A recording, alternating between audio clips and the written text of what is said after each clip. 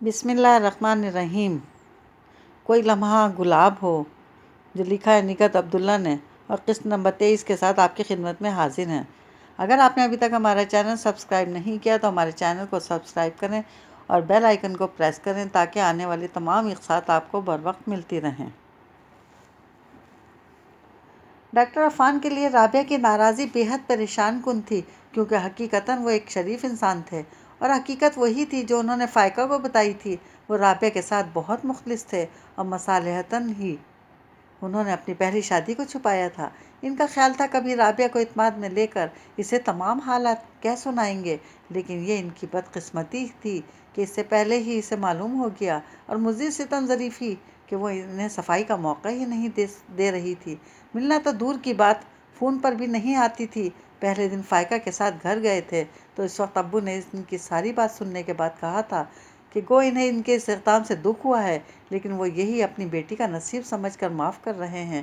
البتہ رابعہ کے ساتھ وہ زبردستی نہیں کر سکتے، نہ ہی انہیں زبردستی کی اجازت دیں گے۔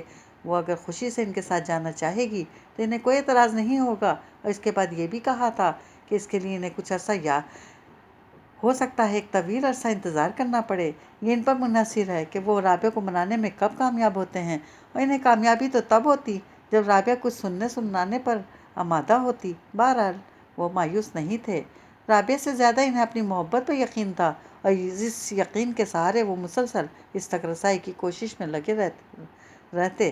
گو کہ ان کے گھر آنے پر ابو نے پابندی نہیں لگائی تھی، لیکن وہ خود ہی دوبارہ نہیں گئے تھے، کیونکہ ان چند مہینوں میں انہوں نے رابعہ کو اتنا جان لیا تھا کہ وہ کتنی ضدی اور خودسر ہے، کسی کا لحاظ نہیں کرتی۔ اس لیے دوبارہ اس گھر میں جا کر ہرٹ نہیں ہونا چاہتے تھے کہ باہر ان کا سسرال تھا۔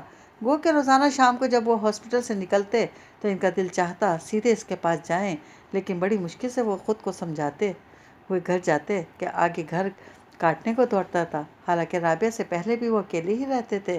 بہرحال اس وقت گھر جاتے ہوئے انہیں وہ شدت سے یاد آ رہی تھی، اور دل یہ چاہ رہا تھا کہ اس کے پاس چلے جائیں، اور پھر وہاں تو نہیں، وہ سلمان کے گھر چلے آئے۔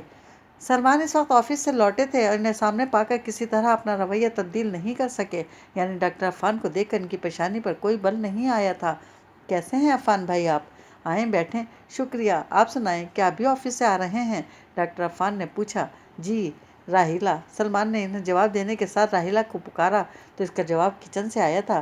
چائے لا رہی ہوں، ایک منٹ میں چائے کا کہہ آؤں، ورنہ وہ صرف ایک ہی کپ لے آئیں گی، سلمان کہتے ہوئے اٹھ کر چلے گئے۔ ڈاکٹر عفان نے ٹیبل سے اخبار اٹھا لیا، بظاہر نظریں اس پر جما دیں، جبکہ ذہن یہ سوچنے لگا تھا کہ انہیں رابعہ کے متعلق کوئی بات کرنی چاہیے یا نہیں، اور ابھی کسی نتیجے پر نہیں پہنچے تھے کہ سلمان اور ان کے پیچھے راحیلہ بھی آ گئی۔ السلام علیکم، کیسے ہیں آپ؟ راحیلہ نے خاصے پرجوش انداز میں ان کی خیریت پوچھی، جس پر وہ اندر ہی اندر بے حد حیران ہوئے، کیونکہ رابعہ کی موجودگی میں وہ خاصے روٹھے پن کا مظاہرہ کرتی تھیں۔ رابعہ سے ملاقات ہوئی؟ راحیلہ نے گو کہ استہزائیہ انداز میں پوچھا تھا، اور وہ خاصے جذبوط بھی ہوئے تھے، لیکن اس کے ساتھ انہیں موقع مل گیا تھا جب یہ فوراً بولے، وہ تو آپ کرائیں گی۔ میں؟ نہ بابا، راحیلہ کانوں کو ہاتھ لگانے لگیں، میری شامت نہیں آئی۔ کیا مطلب؟ آپ ڈرتی ہیں اس سے؟ ڈاکٹر عفان نے وہ مشکل ناگواری چھپا کر پوچھا۔ میں کیا، سب ہی ڈرتے ہیں، بہت تیز ہے، میرے ساتھ جو سلوک کیا اس نے وہ میں کبھی نہیں بھول سکتی۔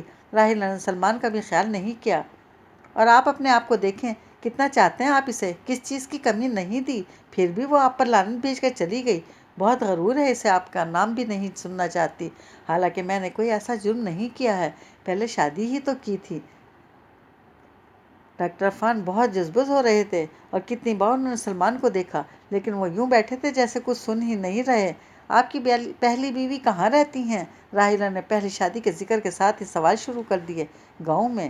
آپ کے ماں باپ کے ساتھ رہتی ہوگی؟ جی۔ کیسی ہے؟ ٹھیک ہے۔ پھر آپ نے دوسری شادی کیوں کی؟ یہ تو اس بیچاری پر بھی ظلم ہوا نا، آپ کو ایسا نہیں کرنا چاہیے تھا۔ وہ دیہاتی سیدھی سادی عورت اپنے حق کے لیے آواز بھی نہیں اٹھا سکتی، آپ مرد ایسے کیوں ہوتے ہیں؟ لیکن اللہ کا شکر ہے سلمان ایسے نہیں ہیں، وہ چاہتے ہیں مجھے۔ راحیلہ کی تان اس بات پر ٹوٹتی تھی۔ جی، رابعہ نے بتایا تھا مجھے، آپ کی لو میرج ہے۔ ڈاکٹر عفان نے محض اپنی طرف سے دھیان ہٹانے کی خاطر بات کا رخ اس کی طرف موڑا تھا۔ اور کیا کیا بتایا رابعہ نے؟ راحیلہ نے فوراً پوچھا۔ بس یہی، وہ کہہ کر اٹھ کھڑے ہوئے۔ اچھا سلمان بھائی، میں چلتا ہوں۔ کہاں جا رہے ہیں؟ بیٹھیں، کھانا کھا کر جائیے گا، سلمان نے کہا تو راحیلہ ان کی تائید کرنے لگی۔ ہاں ہاں، کھانا کھا کر جائیے گا، شکریہ، میں پھر کسی دن آ جاؤں گا۔ سہولت سے انکار کرتے ہوئے باہر آئے تو سلمان بھی ان کے ساتھ آ گئے اور معذرت کرتے ہوئے بولے، سوری عفان بھائی، برا نہیں مانیے گا، میری بیوی کو زیادہ بولنے کی عادت ہے، اور ابھی اس نے جو کچھ کہا اس پر آپ یقین نہیں کیجیے گا، میرا مطلب ہے رابعہ کے بارے میں۔ ڈاکٹر عفان نے ان کی بات کے جواب میں کچھ نہیں کہا اور قدرے رک کر پوچھنے لگے، رابعہ کیا چاہتی ہے؟ میں اس سلسلے میں کچھ نہیں کہہ سکتا، سلمان نے معذوری ظاہر کی۔ اتنا تو کر سکتے ہیں کہ اس سے کہیں ایک بار مجھ سے مل لے، انہوں نے کہا تو سلمان سوچتے ہوئے بولے، ہاں آپ کا یہ میسج تو میں اسے دے سکتا ہوں، اس کے بعد اس کی مرضی۔ اوکے۔ ڈاکٹر عفان کو مزید کچھ کہنا فضول لگا، اس لیے ان سے مصافحہ کر کے گاڑی میں بیٹھ گئے۔ رابعہ تیار ہو کر کمرے سے نکلی تو امی سے دیکھ کر قدرے تعجب سے پوچھنے لگی، کہیں جا رہی ہو کیا؟ ہاں، جاب کے لیے، وہ بے نیازی سے جواب دے کر پرس چیک کرنے میں لگ گئی۔ جاب کے لیے؟ امی مزید متعجب ہوئی ہو کر بولی، باپ سے پوچھا؟ کیوں، وہ منع کریں گے کیا؟ فائقہ کو تو منع نہیں کیا تھا، وہ تنک کر بولی، منع وہ تمہیں بھی نہیں کرتے اگر تمہاری شادی نہ ہوئی ہوتی، اب تم عفان کی بیوی ہو، کیا کہے گا؟ ہم 4 دن بٹھا کر کھلا نہ سکے، امی نے سمجھاتے ہوئے کہا، لیکن وہ کہاں سمجھنے والی تھی، یہ 4 دن کی بات نہیں ہے، مجھے اب یہیں رہنا ہے اور جو میرا دل چاہے گا کروں گی۔ کون ہوتے ہیں عفان، کون ہوتے ہیں پوچھنے والے؟ چلو اسے چھوڑو، لیکن اپنے باپ سے تو پوچھ لو۔ کیا پوچھ لوں؟ یہی کہ تم نوکری کرنا چاہتی ہو، پھر جو وہ کہیں۔ وہ کچھ نہیں کہیں گے اور آئیں گے تو میں بتا دوں گی، ابھی مجھے ضرور جانا ہے۔ اس کی ہٹ درمی پر امی ضد ہو کر بولیں، کل چلی جانا، انٹرویو آج ہے اور میں کل کیوں جاؤں؟ یہ دیکھیے اخبار، اس نے پرس میں سے اخبار کا تراشا نکال کر ان کے سامنے کیا۔ میں کیا کروں گی دیکھ کر؟ باپ کو دکھاؤ، امی نے دوسری طرف منہ پھیر لیا۔ دکھا دوں گی انہیں بھی، خدا حافظ، وہ غصے سے کہتی تیز قدموں سے باہر نکل آئی تھی۔ یہ نہیں تھا کہ اس نے جاب کا فیصلہ اچانک کر لیا تھا، گزشتہ کئی دنوں سے وہ اخبار میں ویکینسیز دیکھ رہی تھی اور یہ اتفاق ہی تھا کہ ابھی کچھ دیر پہلے اسے اپنے مطلب کی ویکینسی نظر آ گئی تھی اور انٹرویو بھی آج ہی تھا۔ جب ہی وہ فوراً تیار ہو گئی تھی، ورنہ ابو کو بتانے میں اسے کیا اعتراض ہو سکتا تھا، اور اس نے یہی سوچا تھا کہ شام میں ابو کو بتا دے گی، لیکن امی جس طرح بازید ہوئیں کہ وہ پہلے بتائے، اس سے وہ چڑ گئی تھی، حالانکہ اپنی جگہ امی بھی ٹھیک تھیں اور غلط وہ بھی نہیں تھی۔ بہرحال اس بحث نے اس کا موڈ خراب کر دیا تھا، اور جب باری آنے پر وہ انٹرویو کے لیے کمرے میں داخل ہوئی تب بھی اس کے چہرے پر بیزاری کے تاثر نمایاں تھا۔ سمپل بھی ہے، اس کے ڈاکومنٹس دیکھنے والے نے یہ پتہ نہیں اس سے پوچھا تھا یا حیرت کا اظہار کیا تھا، پھر بھی اس نے جواب دے دیا، جی۔ کوئی ایکسپیرینس؟ آپ کے براہ راست اسے دیکھا گیا؟ نہیں۔ کیوں؟ بی اے کیے ہوئے آپ کو 50 سال نہیں ہوئے؟ وہ فوراً بولی تھی۔ سامنے بیٹھے تینوں اشخاص نے ایک دوسرے کو دیکھ کر غالباً آنکھوں کی زبانی کچھ کہا تھا، پھر اس سے پوچھا، کوئی کورس، کمپیوٹر وغیرہ؟ نہیں۔ وہ کیوں کر خود کو ضرورت مند نہیں سمجھتی تھی، اس لیے پر اعتماد تھی، اور اس بات بائیں طرف بیٹھے شخص نے خاصے سراہنے والے انداز میں کہا، ویری گڈ۔ جی۔ وہ حیران ہوئی تو وہ فوراً بولا، آپ باہر تشریف رکھیں، باہر کینڈیڈیٹ سے فارغ ہونے کے بعد ہم آپ سے پھر بات کریں گے۔ وہ کیا بات؟ وہ کہتے کہتے رک گئی اور اٹھ کر باہر آ گئی، جہاں وہ 3 لڑکیاں ہی بیٹھی تھیں۔ وہ ان سے ہٹ کر کنارے پر بیٹھ گئی اور خاصی تنقیدی نظروں سے اطراف کا جائزہ لیتے ہوئے سوچنے لگی، اس سے دوبارہ کیا بات ہو سکتی ہے؟ زیادہ امکان اپنے سلیکٹ ہونے کا تھا، اور یہ خیال اسے مزید مغرور کر دیتا کہ وہ ریجیکٹ ہو ہی نہیں سکتی۔ پھر تقریباً آدھے گھنٹے بعد اسے دوبارہ اندر بلایا گیا تو اس بار اس کے چہرے پر بیزاری کی جگہ سلیکٹ ہونے کا غرور تھا۔ اپنے ڈاکومنٹس آپ رکھ لیں، کیونکہ اس جاب کے لیے آپ سوٹیبل نہیں ہیں، اس شخص نے لفافہ اس کے سامنے رکھتے ہوئے کہا تو اس کی پیشانی پر یوں شکنیں پڑیں جیسے مجھے روکنے کا مقصد کیا تھا۔ آپ مایوس نہ ہوں، وہ اس کی شکنیں دیکھ کر فوراً بولا، میں آپ کو ایک اور آفر کر رہا ہوں۔ وہ سوالیہ نظروں سے دیکھنے لگی، بولی، کچھ نہیں، ہم ماڈلنگ کے لیے اچھے چہروں کی تلاش میں رہتے ہیں۔ وہ کہنے لگا، آپ ماشاءاللہ بہت اٹریکٹیو ہیں، اسکرین پر آپ کی پرسنالٹی مزید نکھر جائے گی، اگر آپ انٹرسٹڈ ہوں تو۔ ماڈلنگ؟ اس نے کچھ نہ سمجھنے والے انداز میں دہرایا۔ جی ہاں، ماڈلنگ۔ کسی دور میں اسے معیوب خیال کیا جاتا تھا، لیکن اب ایسا نہیں ہے، بلکہ اب تو بہت اچھے گھرانوں کی لڑکیاں اس طرف آ رہی ہیں۔ آپ میں مجھے صلاحیت نظر آئی ہے، جبھی میں آپ کو آفر کر رہا ہوں، بہت کامیاب ہوں گی آپ۔ اس کا ذہن اچانک بالکل خالی ہو گیا تھا، کوئی سوچ نہیں ابھر رہی تھی۔ جب ہی چپ چاپ دیکھی گئی تو قدرے رک کر اکسانے والے انداز میں کہنے لگا، سوچ لیں، اس میں شہرت بھی ہے اور روپیہ بھی۔ وہ ابھی بھی خاموش تھی اور ادھر وہ یہی سمجھا کہ وہ سوچ رہی ہے۔ جب ہی کچھ انتظار کے بعد پوچھنے لگا، جی پھر کیا سوچا آپ نے؟ ہاں، وہ چونک کر بولی، کچھ نہیں، میں سوچ کر بتاؤں گی۔ کب؟ 1-2 دن میں۔ وہ اس قدر کہہ کر اٹھ کھڑی ہوئی تو اس نے فوراً اپنے کارڈ اس کی طرف بڑھا دیا۔ ضرور رابطہ کیجیے گا، اور سنیں، میں آپ کو ایڈوانس پیمنٹ کر سکتا ہوں، ابھی میں نے حامی نہیں بھری، وہ کہہ کر باہر نکل آئی۔ شہریار جانتا تھا کہ اب اس کے لیے فوری ٹریٹمنٹ کتنا ضروری ہے، ورنہ وہ اس طرح ننڈھال رہے گا۔ سارا دن وہ بیڈ سے اٹھا ہی نہیں تھا، اور ابھی بھی اس کا اٹھنے کو دل نہیں چاہ رہا تھا، لیکن صرف فائقہ کی وجہ سے نہ صرف اٹھا بلکہ شاور بھی لیا۔ پھر قصداً انجان بن کر پوچھنے لگا، تم اتنی بجھی بجھی سی کیوں ہو؟ پھر اس کے بکھرے بالوں کی طرف اشارہ کر کے بولا، لگتا ہے صبح سے تم نے برش بھی نہیں کیا، جاؤ اپنا حلیہ ٹھیک کرو۔ وہ کچھ بولی اور نہ ہی وہاں سے اٹھی تھی۔ کیا ہو گیا ہے یار، کیوں اتنی پریشان ہو؟ پتہ نہیں، وہ آزردگی سے گری خود اپنی کیفیت نہیں سمجھ پا رہی تھی۔ میرے ساتھ لندن جانا چاہتی ہو؟ وہ اس کے چہرے سے بال ہٹا کر بولا، لے چلوں گا۔ وہ خاموش رہی۔ اب تو خوش ہو جاؤ، میں ماما سے صاف کہہ دوں گا کہ میں تمہیں ساتھ لے کر جاؤں گا، ورنہ پھر میں بھی نہیں جاؤں گا، اس نے کہا تو وہ فوراً بولی، نہیں شہری، تمہیں ہر حال میں جانا ہے۔ تمہیں اس حال میں چھوڑ کر نہیں جاؤں گا۔ کیا مطلب؟ ایسی اداس ویران شکل جیسے وہ کوئی تشبیہ سوچنے لگا تھا کہ بیگم آفندی آ گئیں۔ کیسے ہو شہری؟ ٹھیک ہوں ماما، اس نے بہت بیزاری سے جواب دیا، جیسے وہ سوال سے عاجز آ گیا ہو۔ بی بریو بیٹا، دیکھو تمہاری ٹکٹ کنفرم ہو گئی ہے، پرسوں رات کی فلائٹ ہے۔ بیگم آفندی پرس میں سے ٹکٹ کا لفافہ نکال کر اس کے سامنے ٹیبل پر رکھتے ہوئے کہنے لگیں، میری آج ڈاکٹر بوتھم سے بات ہوئی ہے، میں نے انہیں تمہاری کنڈیشن بھی بتا دی ہے۔ اوکے ماما، اوکے۔ اس کا دھیان فائقہ کی طرف تھا، جو کچھ گمسم سی ہو گئی تھی۔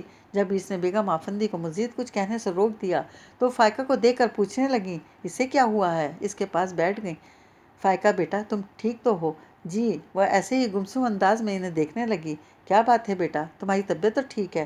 یہ ٹھیک ہے ماما، آپ پریشان نہ ہو۔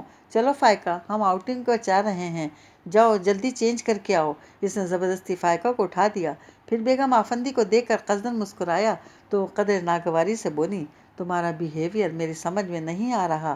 سوری ماما، میں پتہ نہیں کیوں گلٹی فیل کر رہا ہوں۔ وائی؟ I don't know. آپ فیل نہیں کریں، اور پلیز اپنے کمرے میں جائیں۔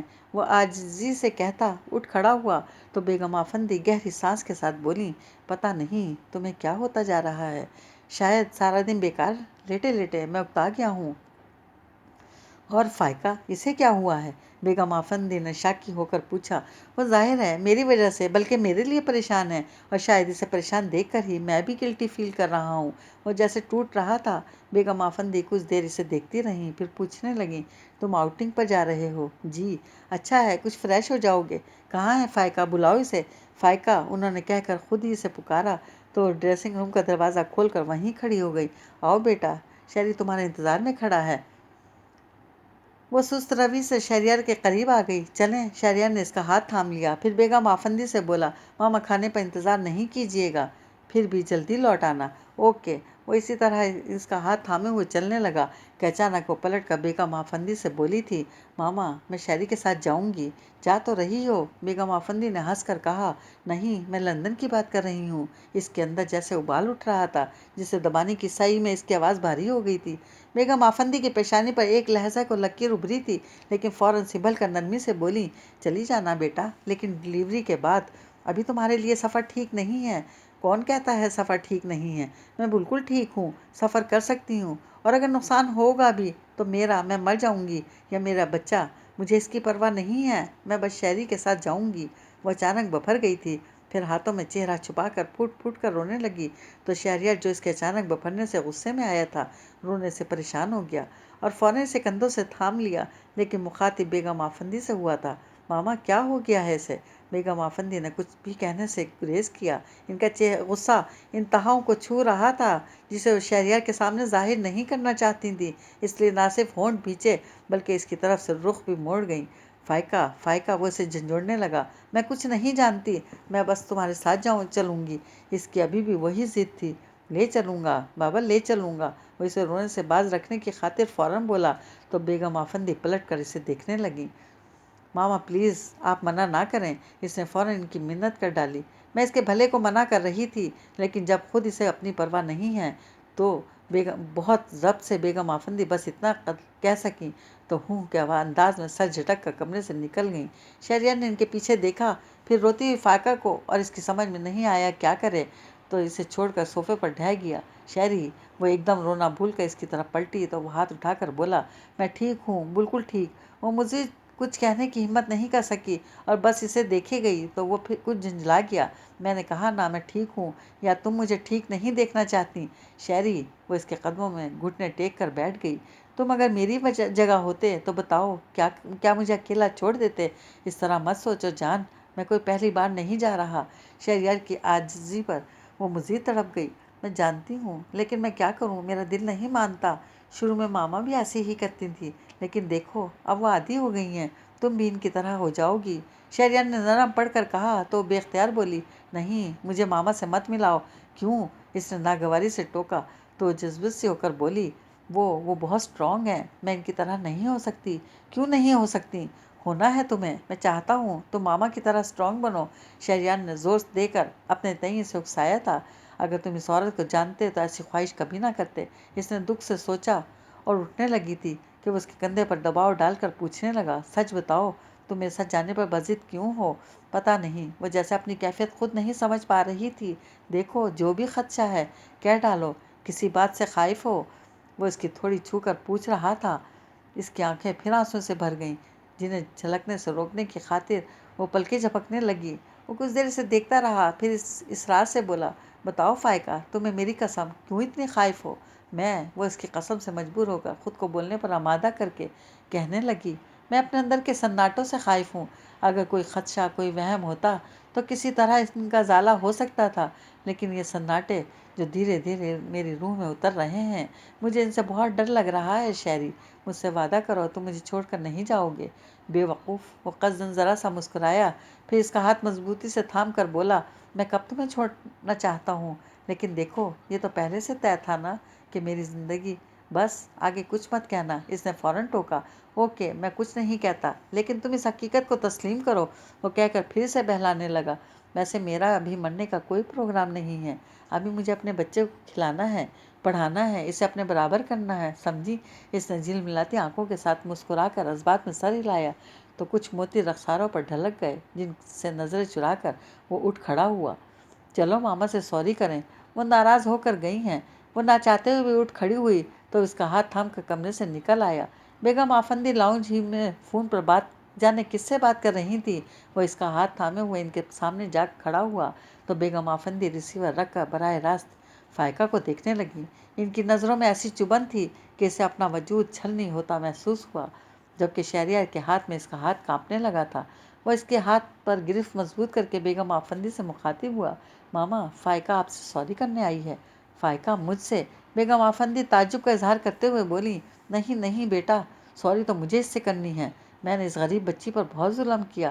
ماما شہریار ٹوکنا چاہتا تھا، لیکن وہ انسنی کر کے اپنی کہہ گئیں، مجھے معاف کر دو بیٹی، میں نے تمہاری غربت اور مجبوری سے فائدہ اٹھا کر تمہیں شہری سے شادی پر مجبور کیا۔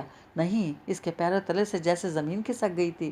مزید شہریار نے اس کا ہاتھ چھوڑ دیا تھا، اور ایسا اس نے جان بوجھ کر نہیں کیا تھا، بلکہ وہ خود اچانک زلزلوں کی زد میں آ کر حواس کھو رہا تھا۔ ماما کیا کہہ رہی ہیں آپ؟ میں ٹھیک کہہ رہی ہوں بیٹا۔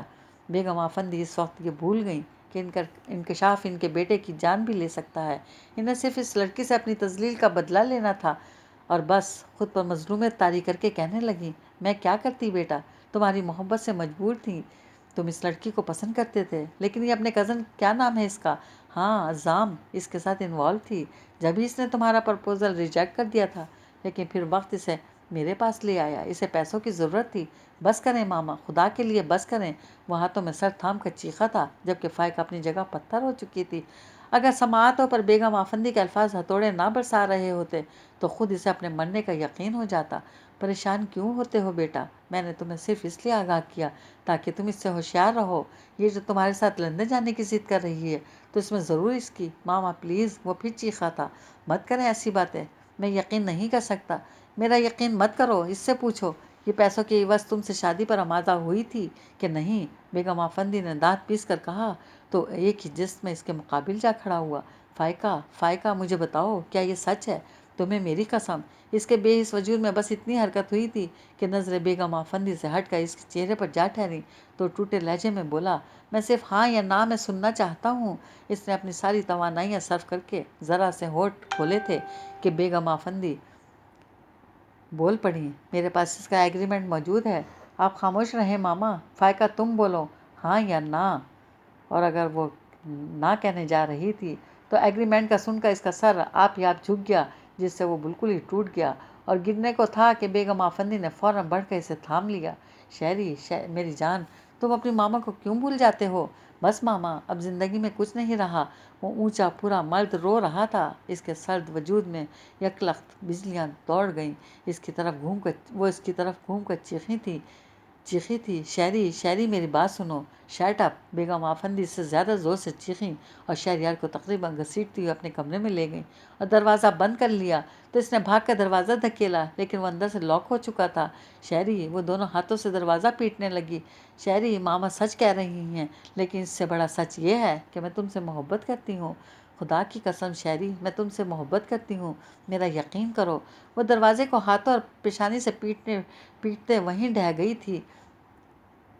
تم لیٹ جاؤ بیٹا۔ بیگم آفندی نے شہریار کو زبردستی لٹا دیا، پھر آہستہ آہستہ اس کے بالوں میں انگلیاں پھیرنے لگیں، لیکن اس کا ذہن اس بری طرح چیخ رہا تھا کہ اسے نرم انگلیوں کا لمس بھی ہتھوڑے کی طرح لگ رہا تھا۔ کچھ دیر اس نے خود پر جبر کیا، پھر ان کے ہاتھ پر اپنا ہاتھ رکھ کر بولا، بس کریں ماما، اور پلیز مجھے تنہا چھوڑ دیں۔ نہیں، میں اس وقت تمہیں اکیلا نہیں چھوڑ سکتی، میں سونا چاہتا ہوں۔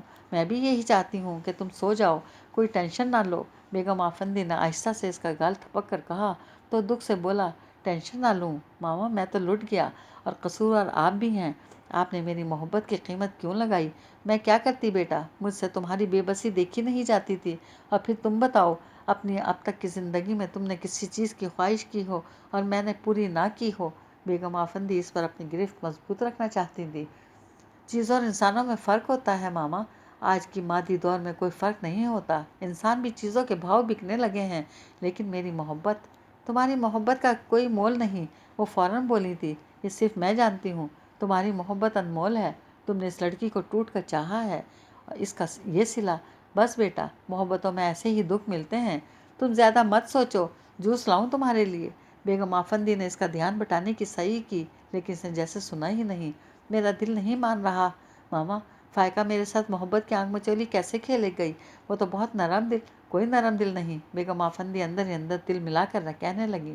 اگر اس کے دل میں گداز ہوتا یا اس کے اندر انسانیت ہوتی تو جب میں نے تمہارا پرپوزل دیا تھا اس وقت حامی بھر لیتی، لیکن اس وقت نہ صرف اس نے انکار کیا بلکہ یہ بھی کہا تھا کہ میں اپنے بیمار بیٹے کے لیے اس جیسی کوئی لڑکی تلاش کروں جو چند دن کی مہمان ہو۔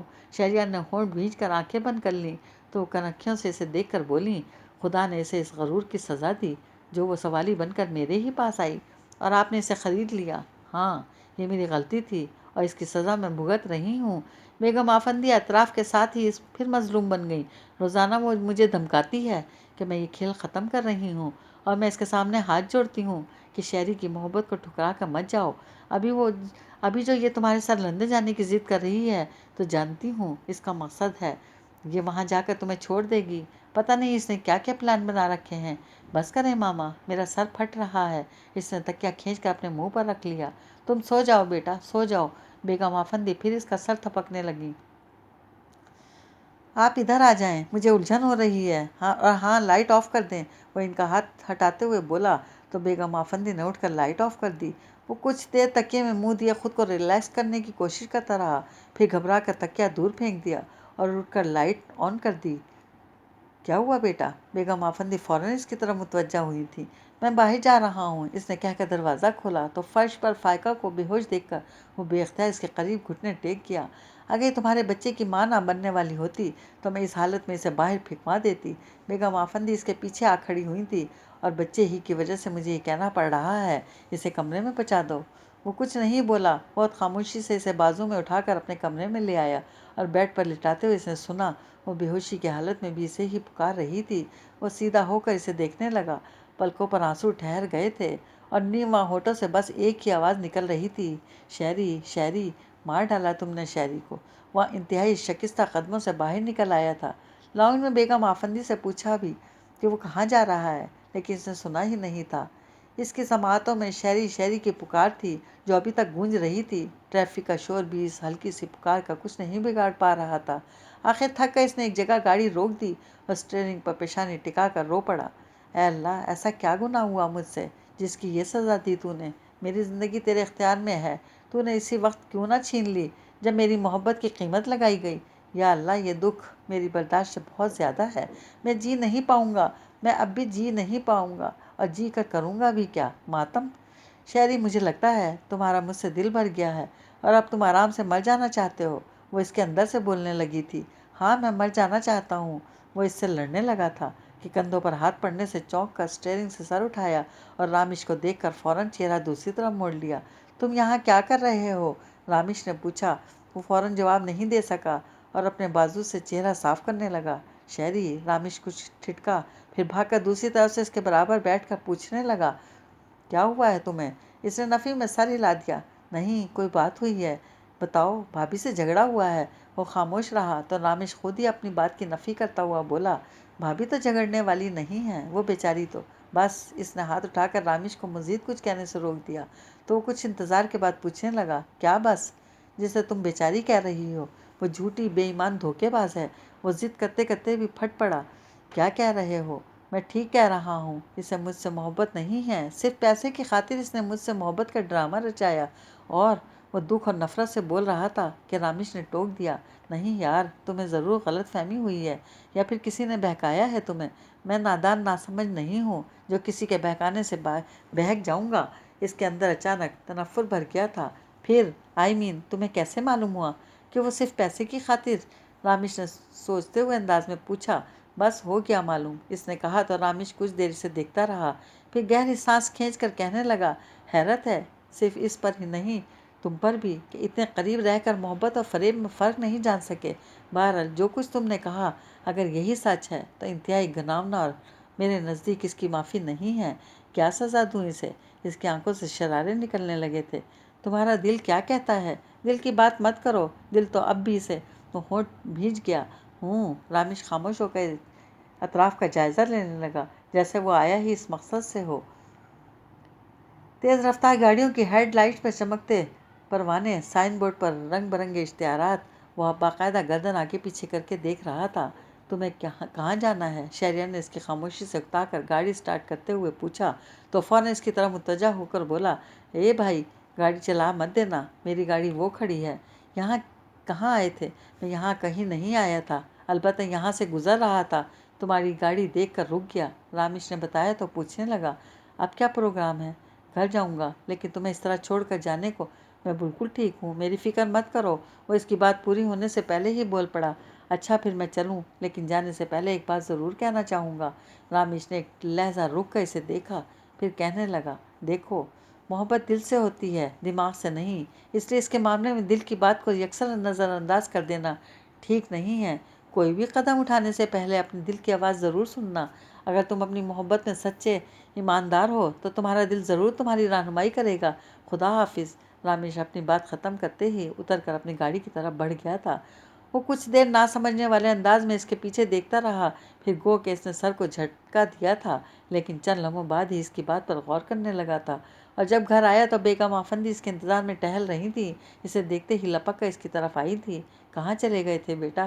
وہ جواب دینے کے بجائے بالکل غیر ارادی طور پر پوچھ گیا۔ فائقہ کو ہوش آیا۔ شہری! بیگم آفندی کسی طرح اپنی ناگواری نہیں چھپا سکیں اور پیشانی پر بے شمار شکنیں ڈال کر ٹوکا، تمہیں ابھی بھی اس کا خیال ہے؟ نہیں۔ وہ خود پر جھنجلا گیا، پھر ان سے بولا، آپ کیوں اب تک جاگ رہی ہیں؟ جا کر سو جائیں۔ میں تمہارے لیے مجھے کچھ نہیں ہوا ماما، میں بالکل ٹھیک ہوں، آپ جائیں اپنے کمرے میں۔ وہ ہمیشہ ان کی آغوش میں پناہ لینے والا اچانک ان سے بھی اکھڑ رہا تھا۔ چلی جاؤں گی، پہلے تم کھانا کھا لو۔ وہ اس کے اکھڑے انداز پر اندر ہی اندر مدہوش ہو کر بولی، میں کھا کر آیا ہوں۔ وہ کہہ کر زینہ چڑھنے لگا تو بیگم آفندی نے پھر ٹوکا، وہاں کہاں جا رہے ہو ماما؟ وہ ضد ہو کر ان کی طرف پلٹا تھا، کیا چاہتی ہیں آپ؟ اس لڑکی کے پاس جاؤں جسے میں دیکھنا بھی نہیں چاہتا؟ بیگم آفندی ایک دم خاموش ہو گئیں، جبکہ اندر اطمینان اتر آیا تھا۔ میں لائبریری میں ہوں، نیند آئے گی تو وہیں سو بھی جاؤں گا، وہ کہہ کر بقیہ سیڑھیاں پھلانگ گیا تھا۔